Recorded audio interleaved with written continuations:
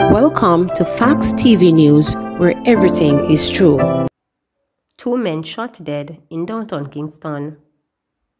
Crime scene detectives are currently probing the murder of two men on Princess Street in downtown Kingston. The men reportedly were shot and killed sometime after 12 noon on Monday. The deceased have been identified by their aliases Grabberman and Killy. Several businesses in the area have reportedly been affected since the shooting. Murder suspect gunned down in Clarendon. A man suspected to be involved in several murders in Clarendon was killed Sunday on Church Street in Lionel Town.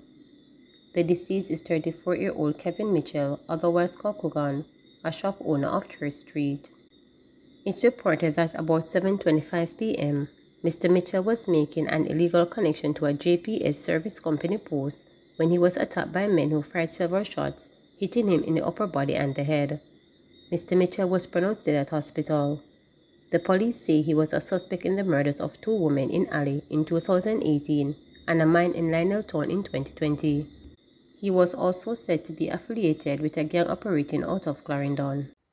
American couple charged after gun ammo allegedly found on the bed. An American couple was charged after police reportedly found a firearm and ammunition in their home in Cave Valley District in Green Island, Hanover on Friday, November 3rd. Charged with illegal possession of firearm and ammunition are 47-year-old Jeffrey Forbes, a farmer, and 50-year-old Patrice Reed Forbes, a nursing assistant, both American citizens, of Handsome Oak Drive in South Carolina and Green Island, Hanover. Reports from the police are that about 12:30 p.m., police who were acting on information searched their home and found the weapon and ammunition underneath a bed in a room.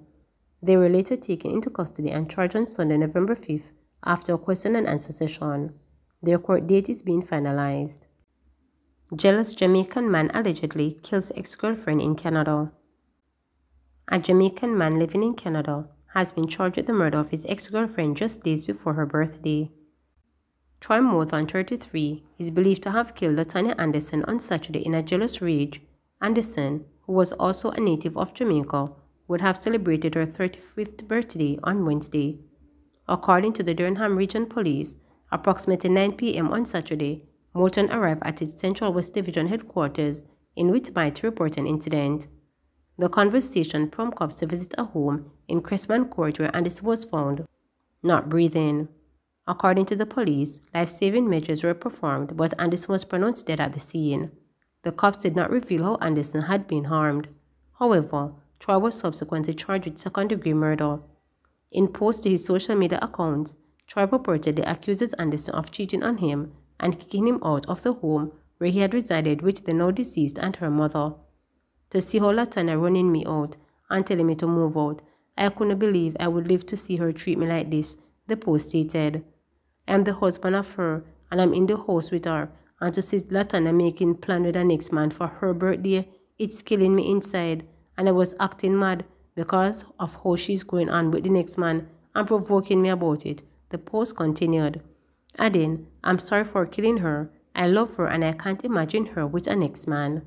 The post went on to state, it wasn't easy to walk away, plus I have nowhere to go, and I tried to find a room to live, but it didn't work out, and I have to stay in the devil house and take all the stress and headache. For the past 3 weeks, I don't eat, I don't sleep, I was going crazy. I'm not sorry, not even Jesus could help me to walk away, the post continued. A reported source said that Troy and Anderson grew up in the same community in Spanish Town, St. Catherine, and then they later migrated to Canada. Anderson leaves behind a 12-year-old son, according to a GoFundMe account launched to assist her family with funeral expenses.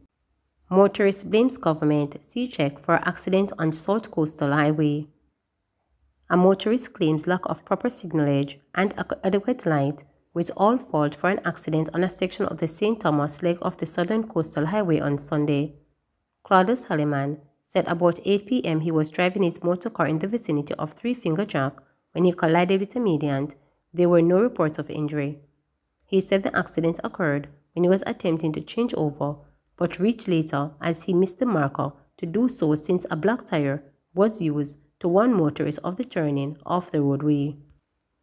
Me a drive come in, but through the road condition, me reach and the turn off the road, and me just buck the island. Me look up the front of the vehicle and me turn across the roadway and run into the bush, Halliman stated. You can't use a black rubber tire to make signalage on the road. That is unfair. In the darkness, how can I see a black rubber tire? The driver questioned.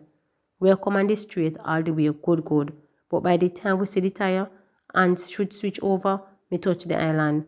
The policeman come and see the accident and move the signal, put it in the road, and something come and hit in the sign, Halliman recounted. Halliman, whose motor vehicle airbags were deployed in the accident, is blaming the government and China Harbour Engineering Company Limited for not putting the appropriate signage and lighting in place. At least a street light across there would bright up the area that you can see something change over. Me think the blame is on them because them should do much better. You come in around a corner and book up right in the darkness on the straight road and have to turn off right here. Me think this is their fault why me crash my vehicle, an irritated Halliman said. The Chinese them and the government them need to sort out them thing here. They can't leave people coming in like that. At least, even if they have cone was here with the policeman put it in, then we could have made the changeover. No cone, no sign of changeover, just some black tires. So when National Works Agency need to come and fix this, Halliman added. Last month, Member of Parliament for St. Thomas Eastern Dr. Michelle Charles called for the immediate replacement of the subcontractors and engineers employed on the government's Southern Coastal Highway Improvement Project. Dr. Charles said the progress has been slow and extremely uncomfortable and downright disrespectful to the people of St. Thomas Eastern. Earlier this year, the date for the completion of the eastern leg of the South Coastal Highway Improvement Project was moved to August from April, date which announced by the Prime Minister on Holness while making his contribution in the 2023-2024 budget debate in the House of Representatives. Attempts to settle Blue Lagoon access matter out of court ignored, says attorney. Several attempts to reach an out-of-court settlement were ignored prior to Monday's initial hearing in the case relating to access to the public road that leads to the Blue Lagoon in Portland. This is according to attorney at law Dr. Marcus Goff.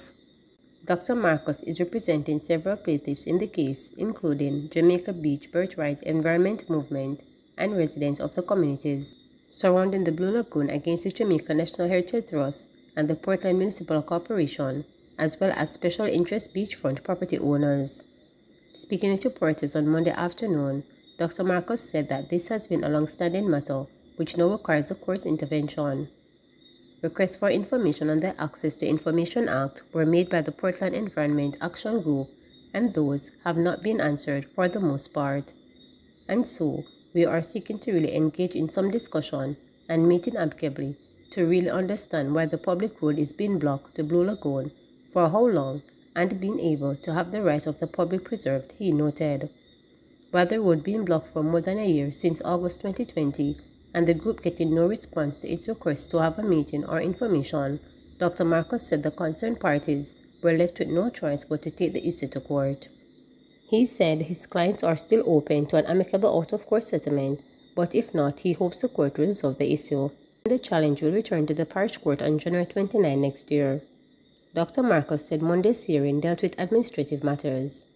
Blue Lagoon, a popular tourist attraction, was closed for reconstructing on August 29 last year and reopened on June 15.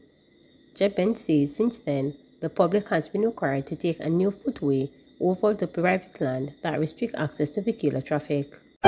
Please remember to subscribe, like, share,